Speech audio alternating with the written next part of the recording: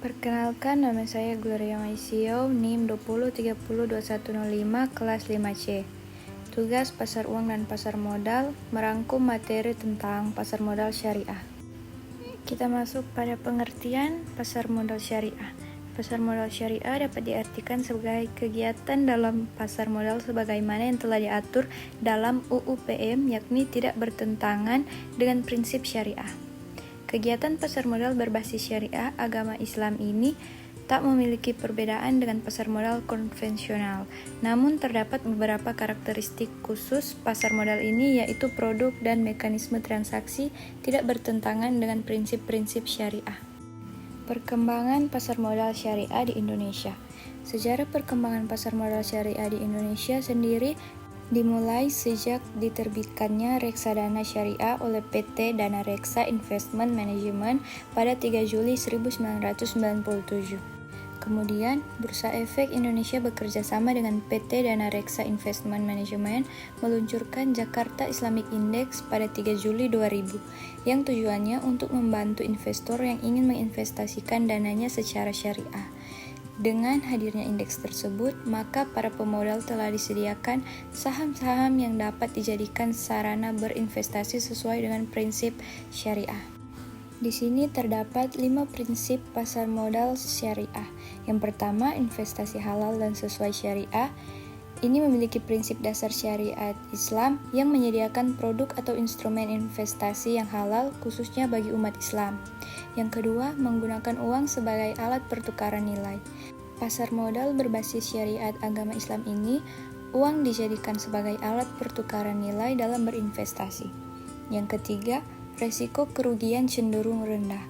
Pasar modal ini memungkinkan investor dan emiten untuk melakukan kerjasama tanpa mendapatkan risiko yang tinggi.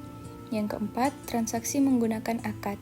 Transaksi yang terjadi pada produk investasi pasar modal jenis ini menggunakan sistem akad yang sesuai dengan syariat Islam.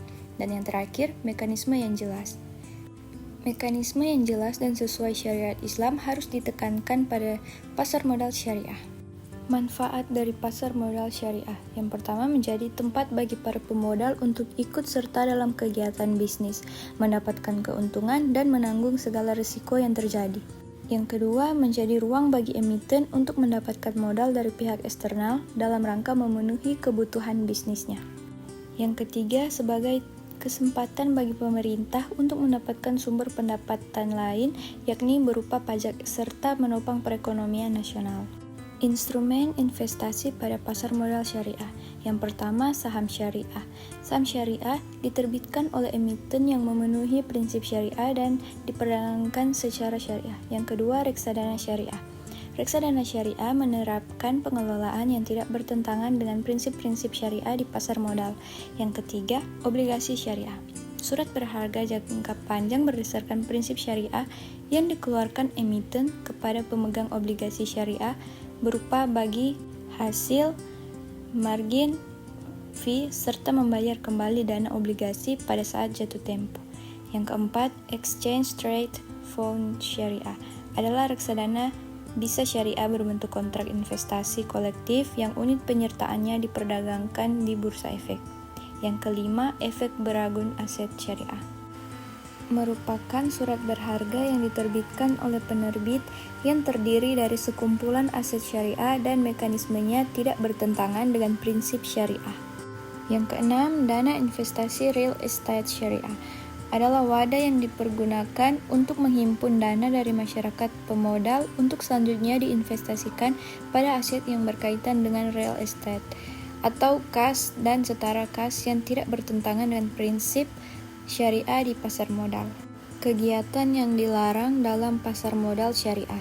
Yang pertama, tadlis, tindakan menyembunyikan kecacatan objek akad yang dilakukan penjual untuk mengelabui pembeli supaya objek terlihat dalam keadaan baik. Yang kedua, takrir, upaya mempengaruhi orang lain dengan ucapan atau tindakan yang mengandung kebohongan. Yang ketiga, tanajusi atau najsi, tindakan menawar barang dengan harga lebih tinggi oleh pihak yang tidak memiliki tujuan untuk membelinya.